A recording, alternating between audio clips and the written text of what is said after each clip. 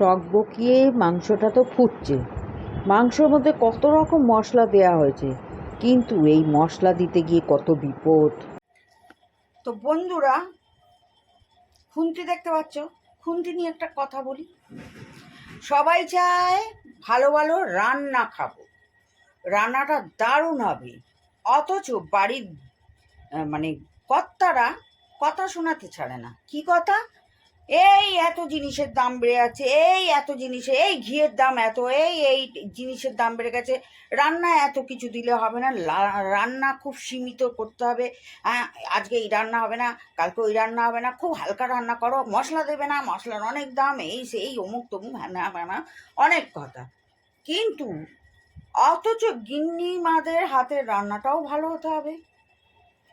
তারা আবার বাবুরা আবার মুখে রুচবে না, এই যে খাবে তখন বলবে, এ মা কি রান্না করেছো, এটা কি রান্না হয়েছে নাকি, ফালতু রান্না করেছো, টান মেরে ফেলে দিলাম, ব্যাস একদম থালা ছুঁড়ে ফেলে দিল।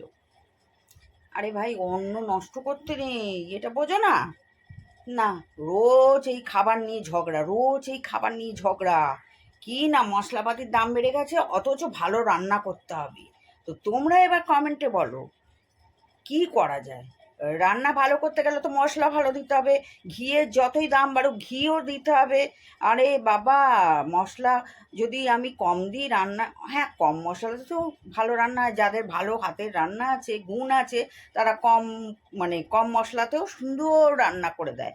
কিন্তু যতই জিনিসের দাম বাড়ুক, রান্না তোমার পরিপাটি করে খাবে যখন, তখন তো সেটাকে একটু কষিয়ে ভালোভাবেই তো করতে হবে। কিন্তু না, হবে না। কেন হবে না? বাড়ির কর্তারা ইনকাম করছে, গৃহিণীরা ঘরে বসে রান্না করছে, বাবুদের গায়ে লেগে যাবে না? আর গৃহিণীরা তো রান্না করছে, এটা তো পরিশ্রম না? এটা পরিশ্রম না, এটা হাওয়ায় ভেসে এসে রান্নাটা হয়ে যাচ্ছে।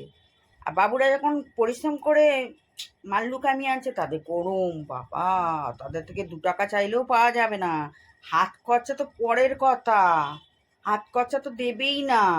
ঠিক আছে, এই তোমার শাড়ি কিনে দিচ্ছি, এই তোমার কসমেটিক কিনে দিচ্ছি, তোমার আবার কিসের হাত খরচা হে বাপু, এইসব বলে শুনিয়ে দেবে, রীতিমতো ঝগড়া। বাইরের খাবারও খেতে পারবে না, বাড়িতে তৈরি রুটি খাও, পরোটা খাও, বাইরের একদিন ভেজিটেবিল চপ খেয়ে কী হবে? হ্যাঁ, এই হচ্ছে আমাদের কালচার। ঠিক আছে, বাঙালিয়ানা কালচার, বাঙালিয়ানার কথা বললাম। তো বুঝতে পারছো, কর্তাদের মুখরোচক খাবারও চাই, আবার জিনিস দাম বেড়ে যাচ্ছে, রান্নায় বেশি কিছু দেয়া যাবে না, গিন্নিরা পড়ে গেছে ফাঁপড়ে। তো গিন্নিরাও কি করবে বুঝে উঠতে পারছি না। তো আমি সব গিন্নিদের বলবো, রান্নাঘরে সারা জীবন সময় কাটালেও নিজের ব্যক্তিত্বটাকে নষ্ট করো না। কারণ নিজেরও একটা শখ আহ্লাদ বলে জিনিস আছে, ওটাকে মানে তুমিও তো গায়ে গতরে পরিশ্রম করছো, ওটারও তো দাম কেউ দেবে না, তোমাকে কেউ বুঝবে না।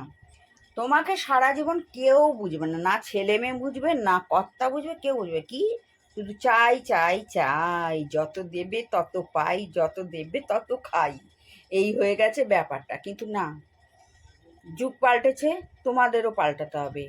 মহিলারা যেমন রান্নাও করবে, চাকরিও করে, চাকরিটা করার দরকার নিজের ওপর, নিজের রোজগার নিজের কাছে। আজকাল 5টা টাকা চাইতে গেলেও কথা শুনতে হয় লোকের কাছে, বিশেষ করে কর্তাদের কাছে। কোনো দরকার নেই, নিজের দাঁড়াও, নিজে দাঁড়িয়ে সব কিছু বজায় রেখে সব করো। এই নয় যে সংসার ভেঙে সব কিছু করবে, তুমি সংসার করো, সব করো, কিন্তু নিজের ওয়েট বুঝে।